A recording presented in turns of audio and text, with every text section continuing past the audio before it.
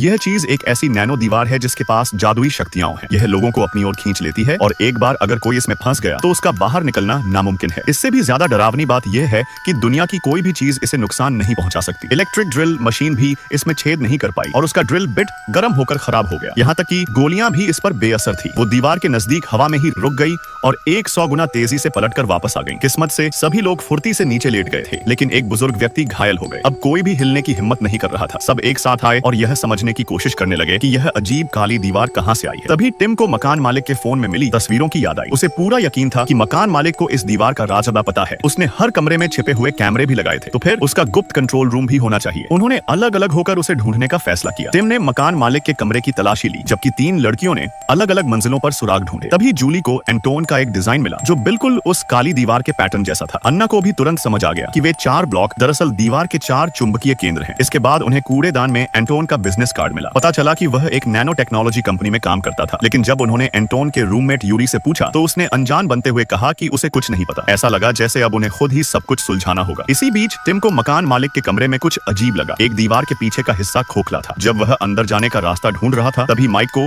Remote जैसा एक उपकरण मिला। उसने बिना सोचे समझे एक बटन दबा दिया। काली दीवार ने प्रतिक्रिया तो दी, लेकिन पासवर्ड गलत था। एक प्रोग्रामर होने के नाते टिम ने तुरंत मोर्चा संभाला। उसने थोड़ा सा आटा उस पर छिड़का, जिससे बटनों पर उंगलियों के निशान साफ दिखने लगे। अब केवल 24 संभावित कॉम्बिनेशन बचे थे। कुछ कोशिशों के बाद टिम ने सफलतापूर्वक पासवर्ड क्रैक कर लिया। दीवार के पीछे मकान मालिक का गुप्त निगरानी कक्ष था। 3 मॉनिटरों पर पूरी बिल्डिंग के हर कमरे की लाइव फीड चल रही थी। मकान मालिक वाकई में दूसरों पर नजर रखने का शौकीन था। तभी यूरी के चेहरे के हाव भाव बदल गए। जब सबका ध्यान स्क्रीन पर था, वह चुपके से कमरे से बाहर निकल गया। अगले ही पल टिम ने एक रिकॉर्डिंग चलाई और एक चौंकाने वाला सच सामने आया। वह काली दीवार दरअसल एक रहस्यमयी काले धुएं के जमने से बनी थी। साथ ही जूली को एक और भयानक बात पता चली। एंटोन की मौत से पहले की सारी रिसर्च इस दीवार से जुड़ी थी। उसने यह भी गौर किया कि एंटोन की गर्दन पर स्कार्फ उसकी मौत के बाद किसी ने बांधा था। उसे शक हुआ और जैसे ही उसने स्कार्फ हटाया, उसे एंटोन की गर्दन पर गला घोंटने का गहरा निशान मिला। तभी अचानक यूरी वापस आ गया।